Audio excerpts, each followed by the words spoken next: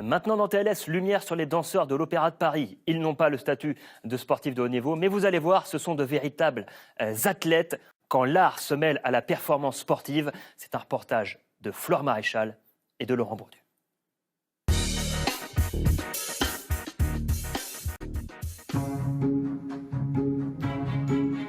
Derrière le rideau, sous les costumes et le maquillage, un travail quotidien pour une performance physique exceptionnelle. Hugo Marchand a 25 ans. Il est danseur étoile de l'Opéra de Paris depuis 2 ans. Certains commencent leur journée par un café, lui par du gainage. La routine du matin. Quelques exercices pour réveiller son corps en douceur. Je sais qu'il y en a qui arrivent et qui font tout de suite le cours parce ils ont des corps peut-être plus faciles à dompter. Moi, je sais qu'avec mes blessures de la saison dernière, j'aime bien arriver en avance. 2 blessures aux pieds, plusieurs mois d'arrêt, une reprise en septembre dernier et toujours les mêmes exercices depuis ses 9 ans. Des plus simples aux plus virtuoses. Hugo n'a pas le physique habituel des danseurs classiques. 1m92, 83 kg, une force et une puissance qu'il faut maîtriser, surtout quand le sol est dur. En fait, c'était un théâtre qui était adapté il y a 30 ans. Et ils ont pas refait les planchers, malheureusement. Et c'est un peu dur pour les danseurs. On est prudent et puis voilà, on essaie de travailler plus avec le délit du pied pour moins traumatiser les articulations et prendre avec les muscles plutôt qu'avec les os. Midi, l'heure de la répétition. On descend, moins 3. Dans 5 jours, Hugo va incarner le prince dans Cendrillon, un ballet marathon de 2h50 qu'il prépare avec Jean-Guillaume Barthes, un ancien danseur étoile. Papapapam, papapapam, papapapam, pam, c'est ça. Restez, détends-toi, calme-toi, poids du corps et laisse-toi tomber. Et 1. Une fois, 2 fois, 3 fois, pour parvenir à faire ce passage en entier. Respire. Et les jetés, du coup, quand je regarde à l'extérieur, ça va? Moi, j'aime bien. À peine le temps de reprendre son souffle, Hugo enchaîne. Allez, courage, c'est bien. Avec sa partenaire Dorothée Gilbert. Va pas trop loin, Hugo. Fini les sauts, il travaille des portées, 35 exactement, en 7 minutes. Impeccable. Côté dos. Ok. Ça, c'est bien. Ça va, ça? Je peux pas te prendre plus bas, alors. Ouais, donc quand on commence, on est très essoufflé, on fait la variation en 3 bouts, et puis après on la fait en 2 bouts, et puis après on la fait en 1 bout, puis après on la file, et après il faut filer la variation dans le ballet en entier. Donc c'est tout un processus de travail qui fait qu'au fur et à mesure, le corps s'habitue aussi. On est plus précis dans les mouvements, donc on dépense aussi moins d'énergie. C'est ça le but du travail, c'est d'aller à l'essentiel. Aller à l'essentiel, et surtout garder le sourire, quoi qu'il arrive. Dès qu'on voit des danseurs faire des grimaces, alors j'ai envie de dire, ou faire du bruit, ça n'est pas un bon danseur. On me a toujours dit, un bon danseur doit être silencieux.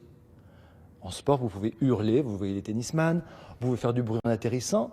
Tout ça est autorisé parce que seul compte la performance, ce qui n'est absolument pas le but. La performance, elle existe, certes, mais elle est masquée. Quelques jours plus tard, sur la scène de Bastille, la magie opère pour Hugo Marchand, danseur étoile, mais aussi athlète de haut niveau.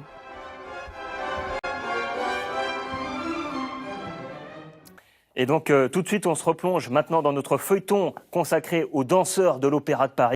Flore Maréchal a suivi ces véritables athlètes de haut niveau. Et aujourd'hui, donc, c'est l'épisode 2, la performance masquée. Flore Maréchal, Fred Basile et Maxo.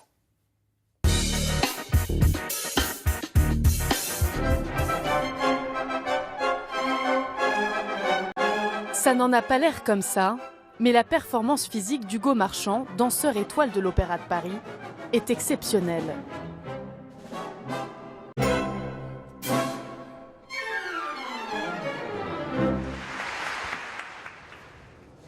C'est en coulisses que les masques tombent. Hugo incarne le prince dans Cendrillon, l'un des rôles les plus exigeants de la saison. On n'a pas forcément été éduqué à se comporter en athlète de haut niveau. Donc on a une discipline qui demande beaucoup de performance, mais en même temps, on ne se rend pas forcément compte qu'il faut faire attention à notre corps parce qu'on ne nous l'a pas appris.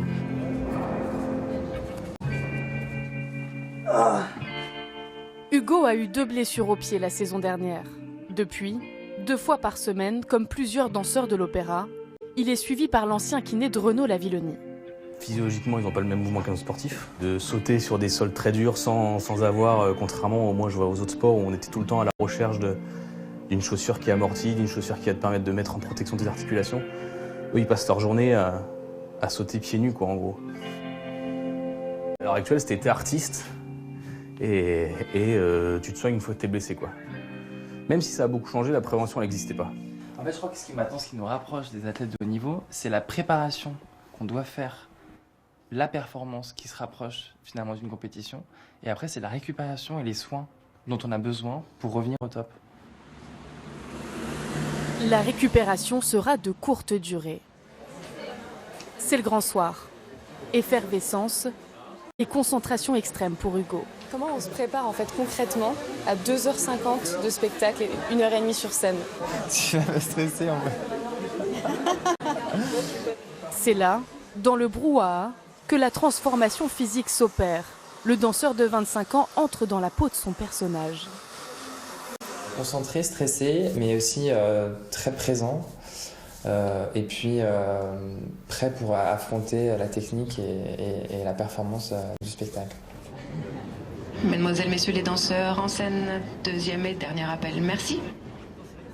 19h30. Le rideau se lève sur Cendrillon. En coulisses, Hugo s'échauffe.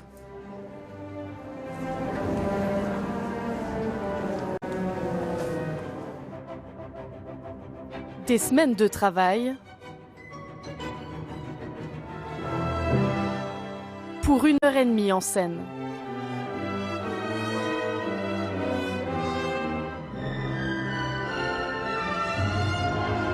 Et enfin, la récompense de l'effort.